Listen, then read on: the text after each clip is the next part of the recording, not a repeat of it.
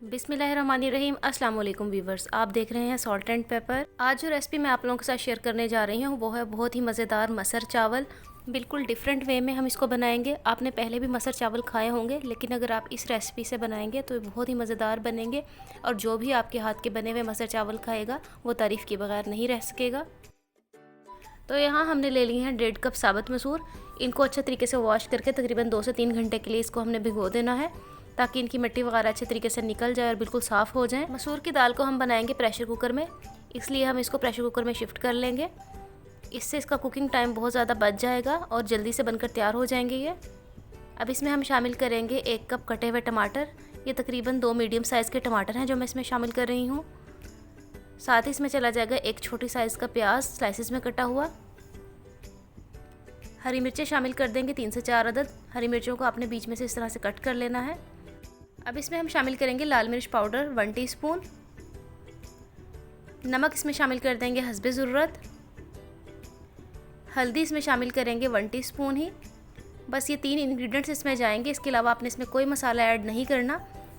इसके बाद हम इसमें तकरीबन 1 से 1.5 लीटर पानी ऐड कर देंगे, क्योंकि साबुत मसूर को गलने में थोड़ा टाइम लगता है और ये दाल थोड़ी पतली ही अच्छी लगती है, इसको बहुत ज़्यादा गाढ़ा नहीं किया जाता। तो इसलिए हम इसमें 1 से 1.5 लीटर पानी ऐड करेंगे।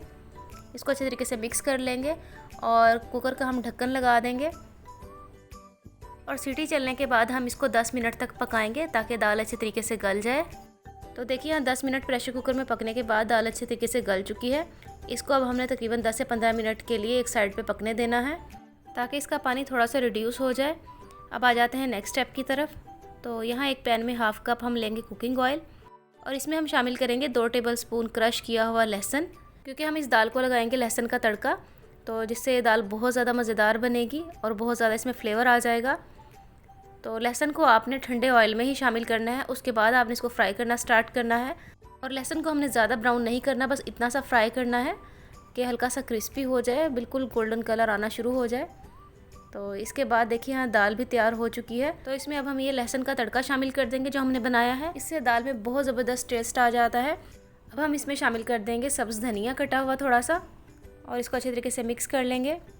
अब अगर आप चाहें तो आप इसको मज़ीद गाढ़ा कर लें और थोड़ा ज़्यादा पका लें, और अगर आपको पतला रखना है तो इतना काफ़ी है। तो ये हमारी मज़ेदार सी मसूर की दाल तैयार हो चुकी है। अब हम करेंगे चावलों को बॉयल। तो चावल बॉयल करने के लिए यहाँ मैंने पानी रख लिया है एक पैन में, और पानी को अच्छे तरीके से बॉयल आ जाएगा तो इसमें हम शामिल कर देंगे 1 टीस्पून नमक।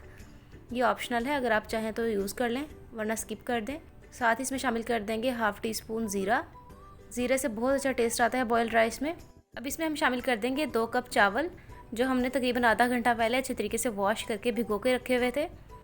चावलों को हमने 2 से 3 बॉयल आने तक पकाना है, उसके बाद हमने इसको दम पे रख देना है। अगर आप चावलों को नॉनस्टिक में नहीं पका रहे तो आपने दम के टाइम पे नीचे तवा ज़रूर रखना है। इससे ये होगा कि चावल नीचे से नहीं जलेंगे और पैंदे में नहीं लगेंगे, तो बिल्कुल परफेक्ट चावल बनकर रेडी हो जाएंगे। अगर चावल नए हैं तो आपने उसमें पानी कम डालना है, और अगर चावल पुराने हैं तो आप थोड़ा ज़्यादा पानी डालें। अब इसके बाद हम इसको दम पे रखेंगे 10 से 15 मिनट के बाद। तो देखिए यहाँ दम लगने के बाद चावल कितना अच्छा रेडी हुआ है और बिल्कुल भी जुड़ा नहीं है, एकदम परफेक्ट चावल बॉयल हुए हैं। और इस तरह चावल बॉयल करते वक्त आपने पानी चावलों के हिसाब से रखना है, और हमने इसको 7 से 8 मिनट के लिए दम लगाना है बस। और दूसरा ये कि आपके चावल अच्छे तरीके से वॉश होने चाहिए, सफ़ेद पानी बिल्कुल भी नहीं होना चाहिए। आपने अच्छे तरीके से वॉश कर लेना है ताकि बिल्कुल ट्रांसपेरेंट कलर हो जाए पानी का। तो उससे ये होगा कि जब आप चावलों को पकाएंगे तो वो बिल्कुल भी जुड़ेंगे नहीं, क्योंकि उसका स्टार्च निकल चुका होगा। और अगर आप चावल थोड़े लो क्वालिटी के भी यूज़ करेंगे तो वो भी बहुत अच्छे और परफेक्ट बनेंगे। तो देखिए हमने चावलों को कर लिया है डिश आउट, और उसके ऊपर हम डाल देंगे साबुत मसूर, और इसको हम सर्व करेंगे फ्रेश सैलेड के साथ, जिससे इसका टेस्ट डबल हो जाएगा। और ये बहुत ही मज़ेदार से साबुत मसूर और चावल बनकर तैयार हुए हैं। और अगर आप इनको इस तरह से डिफरेंट वे में बनाएंगे तो ये बहुत मज़ेदार बनते हैं। तो आप इस रेसिपी को ज़रूर ट्राई करके देखिएगा। आई होप कि आपको बहुत अच्छी लगेगी। और अगर आपको आज की रेसिपी वीडियो अच्छी लगी हो तो कमेंट सेक्शन में फ़ीडबैक देना मत भूलिएगा। वीडियो अच्छी लगी हो तो लाइक और शेयर ज़रूर करिएगा। और अगर आप मेरे चैनल पर नए हैं तो आपसे गुजारिश है कि चैनल को सब्सक्राइब कर लें। अल्लाह हाफिज़।